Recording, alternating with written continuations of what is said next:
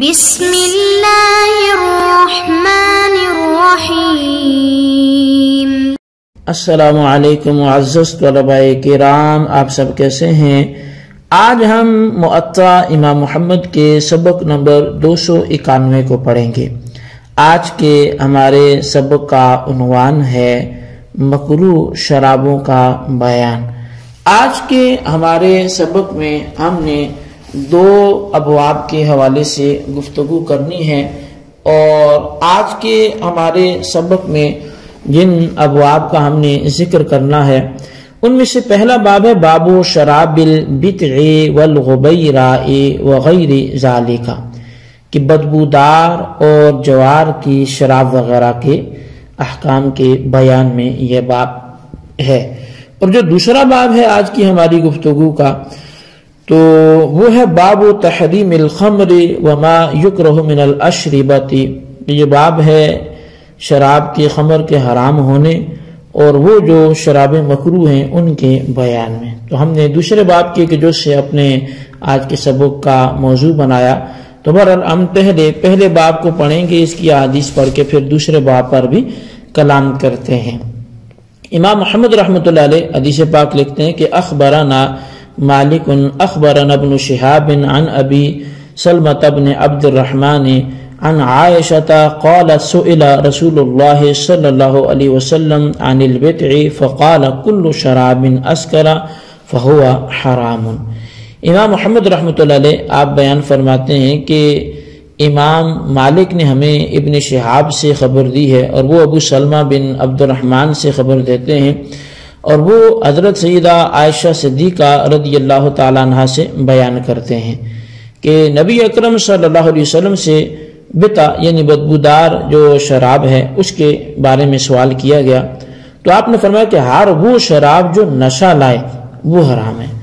اخبرنا مالک اخبرنا زید بن اسلم عن عطاء بن یسار ان النبی صلی اللہ علیہ وسلم سئل عن الغبیراء فقال لا خیر فیہا ونہا عنہا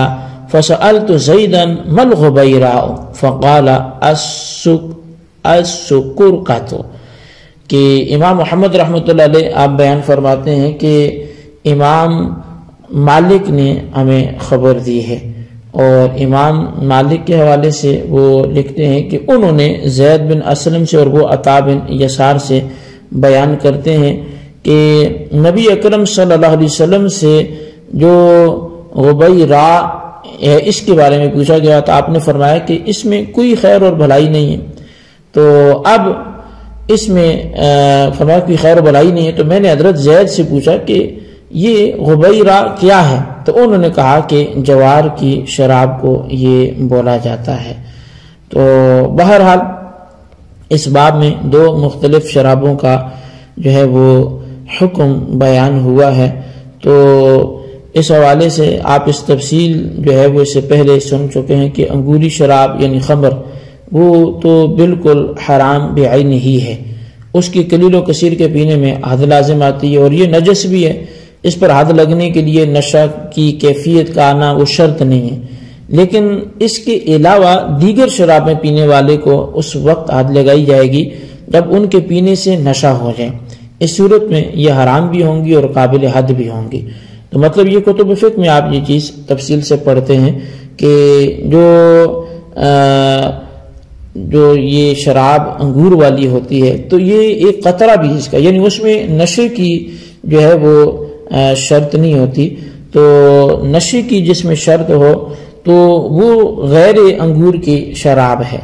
تو اس لحاظ سے برحال یہ ہمارا باب یہاں پہ آ کے مکمل ہوا، اور اب ہم اگلے دوسرے باب کی طرف بڑھتے ہیں جو ہمارے آج کے موضوع کا حصہ ہے، اور وہ ہے باب تحریم الخمر وما یکرہ من الاشربۃ، کہ یہ باب ہے شراب کے حرام ہونے کا خبر کے، اور وہ جو شرابیں مکروہ ہیں ان کے بیان میں۔ امام محمد رحمۃ اللہ علیہ حدیث پاک لکھتے ہیں کہ اخبرنا مالک اخبرنا زید بن اسلم عن ابی بعلۃ المصری انه سئل ابن عباس عما يعصر من العنب فقال ابن عباس اهدى رجل لرسول الله صلی اللہ علیہ وسلم رواية خمر فقال له النبي صلى الله عليه وسلم هل علمت أن الله عز وجل حرمها؟ قال لا، فصاره إنسان إلى جنبه فقال له النبي صلى الله عليه وسلم بما ساررته؟ قال أمرته ببيعها فقال إن الذي حرم شربها حرم بيعها. قال ففتح الرجل المزادتين حتى ذهب ما فيها. امام محمد رحمۃ اللہ علیہ آپ فرماتے ہیں کہ ہمیں امام مالک نے زید بن اسلم سے اور انہوں نے ابو بالا مصری سے بیان کیا، انہوں نے کہا کہ ہمیں حضرت عبداللہ بن عباس رضی اللہ عنہما سے ہم نے انگوروں سے نچوڑ کر بنائی جانے والی شراب کے بارے میں سوال پوچھا، تو حضرت عبداللہ بن عباس رضی اللہ عنہما نے فرمایا کہ ایک شخص نے نبی اکرم صلی اللہ علیہ وسلم کو خمر کا مشکیزہ پیش کیا، تو آپ نے اسے پوچھا کہ کیا تجھے علم نہیں ہے کہ اللہ تعالیٰ نے اسے حرام کر دیا ہے؟ تو وہ عرض کرنے لگا کہ مجھے علم نہیں ہے۔ راوی بیان کرتے ہیں کہ اسے قریب بیٹھے آدمی نے کان میں چپکے سے کچھ کہا، تو نبی علیہ السلام نے پوچھا کہ اس نے خفیہ طور پر تمہیں کیا کہا ہے؟ تو عرض کرنے لگا کہ اس نے مجھے کہا ہے کہ اسے بیچ دو۔ تو اس پر آپ علیہ السلام نے فرمایا کہ جس ذات نے اس شراب کے پینے کو حرام قرار دیا ہے تو اس نے اس کی بے کو بھی حرام قرار دیا ہے، یعنی اس کے بیچنے کو بھی اللہ تبارک و تعالی نے حرام کر دیا ہے۔ راوی بیان کرتے ہیں کہ اس شخص نے مشکیزے کی اسی وقت جو مشکیزہ تھا اس کی رسیاں کھولی،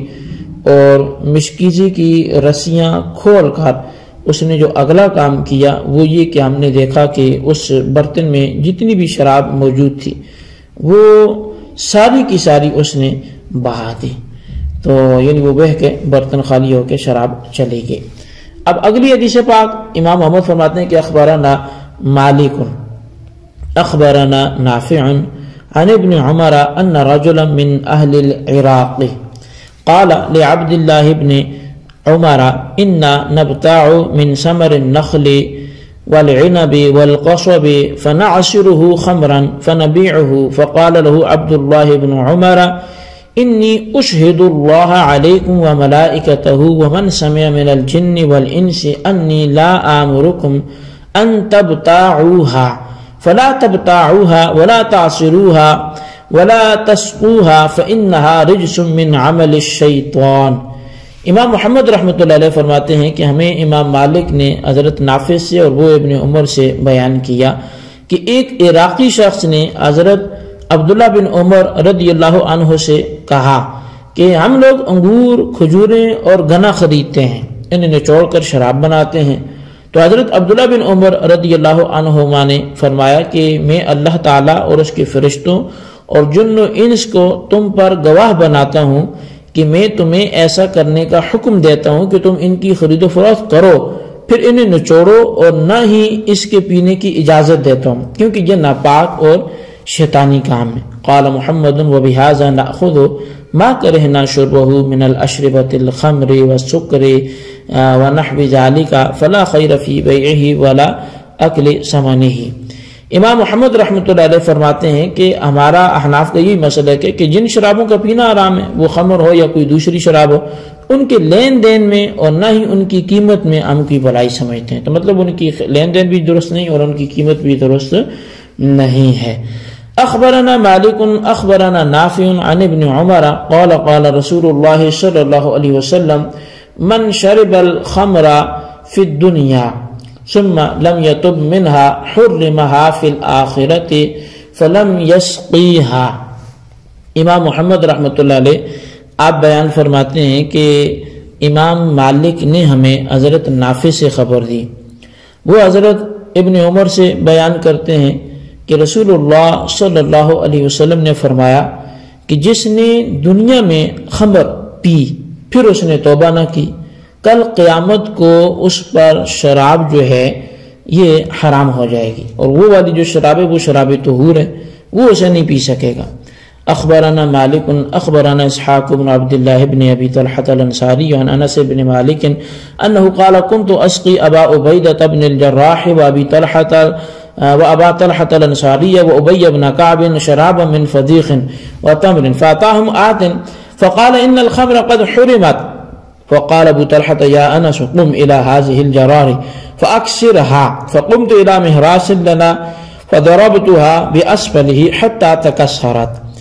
امام مالک سے امام محمد بیان فرماتے ہیں کہ امام مالک نے ہمیں اسحاق بن عبداللہ بن ابو طلحہ انصاری سے خبر دی کہ وہ حضرت انس بن مالک سے بیان کرتے ہیں، انہوں نے فرمایا کہ میں ابو عبیدہ بن جراح، ابو طلحہ انصاری اور ابی بن کعب کو تر کھجور اور خشک کھجور کی شراب پلایا کرتا تھا۔ ایک مرتبہ ایک آنے والا آیا اور اس نے کہا کہ شراب حرام کر دی گئی۔ ابو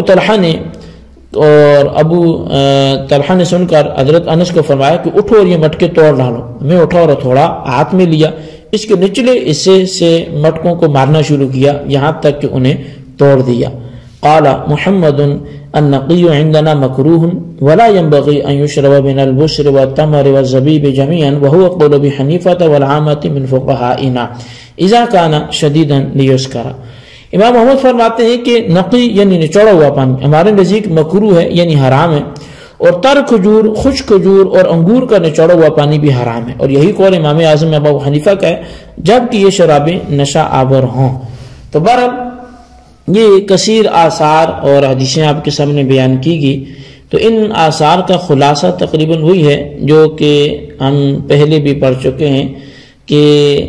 ایک دو باتیں وہ اس مسئلے کے ضمن میں یہاں زیادہ بیان کی گئی ہیں، وہ یہ ہے کہ جب شراب پینا حرام کر دی گئی تو اس کے بعد اس کی خرید و فروخت اور اس سے حاصل ہونے والی رقم بھی ناجائز اور حرام ہوگی۔ حضرت عبداللہ بن عمر رضی اللہ عنہما نے قرآنی الفاظ کے نام سے اسے ناپاک اور شیطانی کام کا نام دیا ہے۔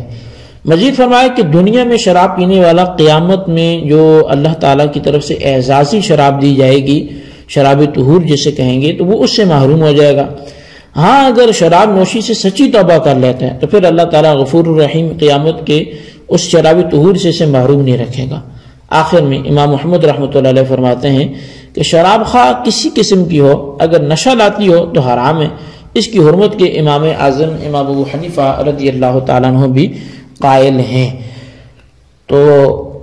بہرحال یہ ہمارا آج کا سبق تھا، اس کو آپ اچھی طرح سمجھیں، اس کے خلاصے کو اپنے رجسٹر پر ضرور لکھیں۔